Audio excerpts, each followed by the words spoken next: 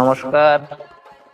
সারা দিনের একটা দীর্ঘ প্রতীক্ষার পর আগামীকালকে আমরা দেখলাম যে বাংলার মাটিতে সাধারণ মানুষ বিজেপি সরকারকে নিয়ে এসেছে। একদিকে মানুষের আনন্দ খুশিতে মানুষ আত্মহারা, চতুর্দিকে জয় শ্রীরাম স্লোগানে বাংলার মাটিকে একদম কাঁপিয়ে তুলেছে।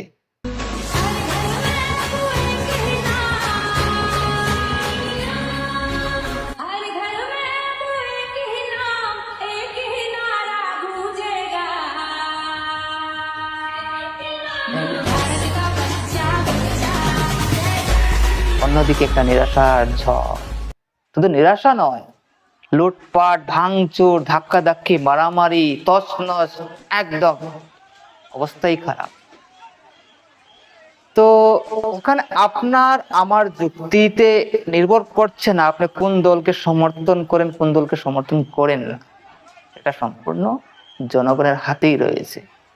যে সরকারই হোক, সাধারণ জনগণ কিন্তু দল দেখে না, তারা দেখে সরকার।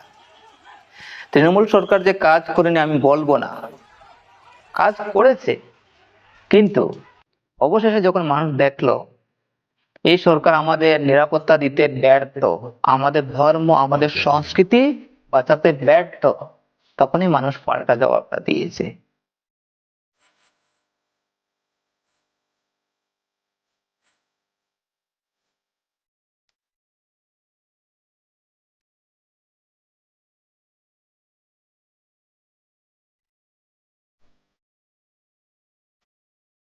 বিজেপি সরকার যারা এসেছে, যারা যে ক্ষমতায় যারা এসেছে, তাদেরকে আমার একটাই রিকোয়েস্ট, আপনারা ওইভাবে করবেন না, সাধারণ জনগণের সাথে আপনার প্রতারণা করবেন না। এতে কি রিয়াকশন হতে পারে এই ভিডিওটা দেখুন। এই যে ঘটনাটা দেখছেন না, আপনারই কিছু পেটো গুন্ডা বাহিনী, ফার্মাত বাহিনী, তারা মুর্শিদাবাদের ধুলিয়ানে এই মা বোনদের রাত্রেবেলায় ঘরে আগুন লাগিয়ে দিয়েছিল। অনেকে ঘর ছাড়া করতে বাধ্য করেছিল, অনেক মা বোনের ইজ্জত নিয়ে নিয়েছিল। অরবিন্দ দাস, যাদের এর সঙ্গে কোনো লেনদেনই ছিল না, মূর্তি বানিয়ে তারা নিজেদের উপার্জন করে। কিন্তু আপনার হারমাত বাহিনীগুলো 10,000 থেকে 15,000 বাসীকে রাতারাতি শরণার্থী করে মালদার স্কুলে আশ্রয় দিয়েছিল।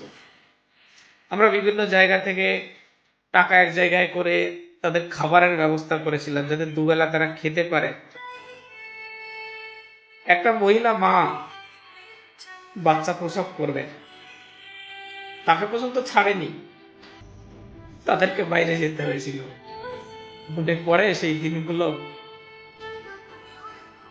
আজকে চোখে কান্না এমনি এমনি আসছে না। আপনি যে কৃতকর্মগুলো করেছেন না, তার ফলাফলগুলো আজকে আপনার চোখের সামনে দেখতে পাচ্ছেন। আমি এতটা ইমোশন হয়ে কখনো ভিডিও বানাই না, এই যে ভিডিওটা দেখছেন না, এটা সেদিন জানি না কার মনে কেমন কি প্রভাব ফেলেছিল।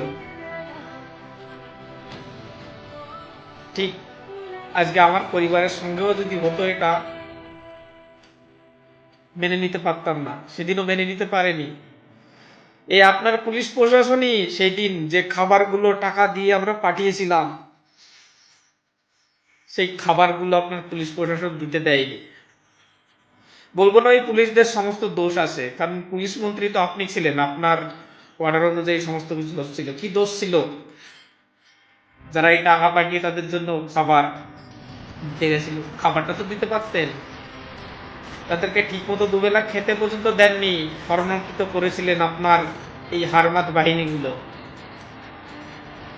শুধু শুধু জয় শ্রীরাম বলি না, এর পিছনে অনেক কারণ আছে। ঠিক এই কারণেই জয় শ্রীরামটা বলা হয়, যে রামের বিরোধিতা আপনি করেন। আজকে ওই ধুলিয়ানের লোকগুলো যারা শরণার্থী হয়েছিল, যাদের বাড়িঘর সমস্ত কিছু জ্বালিয়ে ছারখার করে দিয়েছিলেন, মনে পড়ে সেই দিনগুলো? এখন কেমন লাগছে? এক একটা টাকা একটা জায়গাতে জোগাড় করে তাদের কি অপরাধ ছিল যে রাতারাতি তাদের নিজের দেশে শরণার্থী হয়ে যেতে হলো? এই জন্যই বারবার বলেছিলাম, পরিবর্তন দিদি আসবে, সেই দিন তুমি কোথায় থাকো আমরাও দেখব। বুঝতে পারলে দিদি? এমনি এমনি কষ্টগুলো হয় না। বুঝলেন তো? তৃণমূলের এই অবস্থা পরিণতির জন্য কিন্তু তারা নিজেরাই দায়ী, আমরা এখানে কিছুই নয়, তারা নিজেরাই দায়ী। তাদেরকে দেখে আপনাদেরকে শেখা উচিত। গতকালকে আমি কয়েকটা কথা বলেছিলাম, যাই হোক, ওটা আমি চেষ্টা করেছি যে সাধারণ মানুষকে একটু সতর্ক করার জন্য। আমি জানি এইরকম একটা কিছু হবেই, দেখতে পাচ্ছেন, এখানে বেশি কিছু বলার নেই আমার। আরেকটা কথা, ব্যক্তিগত হিসাবে আমি বলবো যে হ্যাঁ, আমি নিরপেক্ষভাবে থাকার চেষ্টা করি। জনগণ যে রায় দেবে, জনগণ যে সরকারকে পছন্দ করবে, জনগণ যে সরকারের পক্ষে রয়েছে, আমি সেই সরকারের পক্ষে রয়েছি, সেখানে সমস্যা নেই। আমি জনগণের পক্ষে কথা বলবো, সরকারের পক্ষে নয়। জনগণ যে সরকারকে চুজ করবে, জনগণ যে সরকারের সাথে থাকবে, আমি সেই সরকারের সাথে।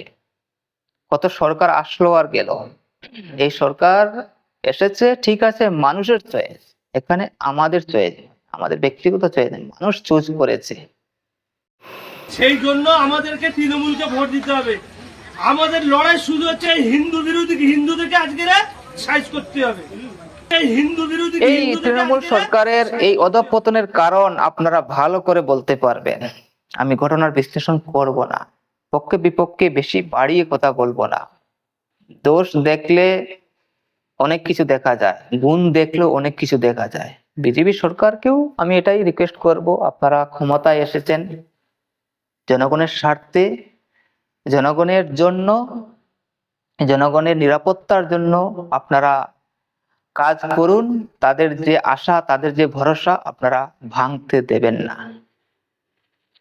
যাই হোক, সবাই ভালো থাকবেন। আমি ভাবছিলাম এই বিষয়গুলো নিয়ে কিছু বলবো না, তারপরে অল্প করে বললাম।